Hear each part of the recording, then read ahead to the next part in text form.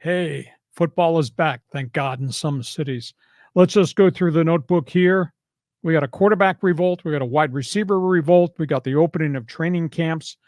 Let's start in San Francisco. They got a real problem. And if I'm a general manager like John Lynch, I think I might have heartburn right now because he's got problems everywhere. He's got salary cap problems because he's already given $19 million a year to the great running back Christian McCaffrey. They got huge money invested in a tight end George Kittle, cornerstone player. They've had to let a couple of their top defensive linemen go the last 2 seasons just because of cap figures. They got a ton of money committed to Deebo Samuel, who's a multi-position guy but gets dinged. They obviously have to sign Brock Purdy. And now, depending what day of the week it is and which way the wind is blowing, now he's got more problems with Brandon Aiyuk. And Aiyuk's a great player. 75 catches last season, something like 18 yards per catch, ton of touchdowns. His future very much ahead of him. He's making $14.5 million right now. He wants an upgrade to 25 on a multi-year extension. And Frisco's of the opinion, we can't do this with the cap because I got to take care of that quarterback who's in the final year of his short-term contract. So there's a big issue there. Aiyuk, who met face-to-face with John Lynch a week ago, emerged from the meeting. Everything's fine. I understand economics 101. They explained it to me. A week after that, just a couple of days ago, I'm unhappy. I want out. Who are you going to trade? Deebo Samuel or Brandon Aiyuk? I like Aiyuk. I think he's got much more value, much more upside. Younger player. Granted, Deebo is a diverse guy. So that's a big issue in San Francisco. In Dallas, he's not coming to camp, and this will be a problem if he sits out, but he's going to get fined $50,000 a day if he sits out. CD Lamb is not coming to camp. $50,000 a day? Yes, according to the collective bargaining agreement. If you're under contract, pal, and you don't show up to do this podcast, $50,000 a day. Holy smokes. So here's the big issue. He wants everybody, every receiver I know is threatening to hold out if they're on the final year of the contract, headed to free agency. They all want 30 to 35 mil. They need CD Lamb. And Dallas has got a lot more problems than that because Dallas has got to deal with Dak Prescott, expiring contract, and they have to deal with Micah Parsons, star linebacker, expiring contract. So Dallas has got problems, and CD Lamb is going to get fined if he doesn't show up the end of this week. And then there is Miami, and that is Tyreek Hill. Or is it Tua? Tyreek, who set the high water mark for salary at 25 mil, is now underpaid because half the world's getting 30 to 35 mil, led by Justin Jefferson up in Minnesota. Tyreek, he wants his contract ripped up. He's got 2 years left. He says, I want state-of-the-art money, 35 mil. And Miami's got to re-sign Tua. This is the last year of his contract. I was told they offered Tua 40 mil a year. But because everybody's getting $50 million at the position, he wants $50 million. I don't know if he's a $50 million quarterback.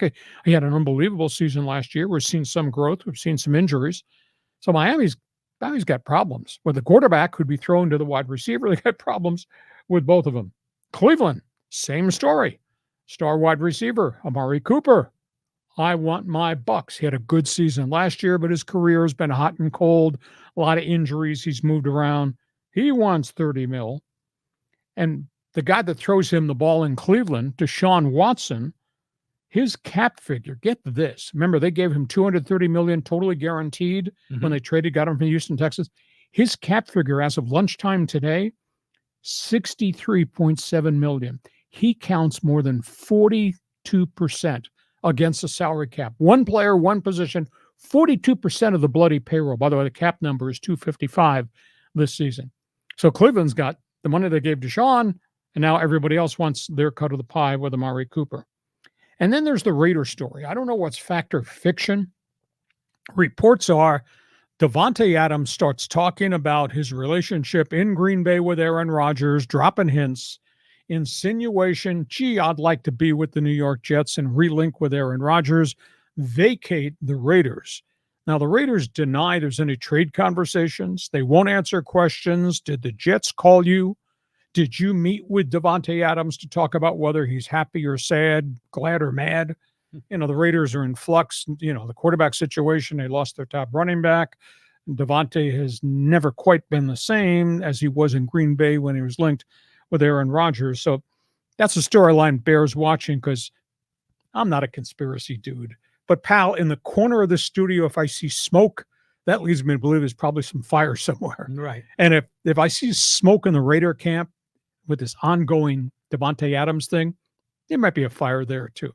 So, John, football camps are open. You think we're going to talk some NFL this week, every week going forward? Go ahead, pick a topic here. Solve the money issues with the wide receivers. Solve Dallas. Go ahead, solve Miami. What are you doing with the Raiders? Well, yeah, I mean, this is like a game of musical chairs to get everyone to fit, because you were talking about the Niners, and I was thinking about Brock Purdy and how are they going to take care of him, because he's going to need big money. But just to look at all these other deals, DeShaun Watson, what a disgrace. I mean, the way he's played and making money, but show me the math again on that, Lee, because you said he's going to be making 63. That's his cap figure, which includes salary and past bonuses that were prorated. His total cap figure is 63.7. But how is that 40%? Of 255. So 40% of 255 is like about 100, right? Good question. I don't know.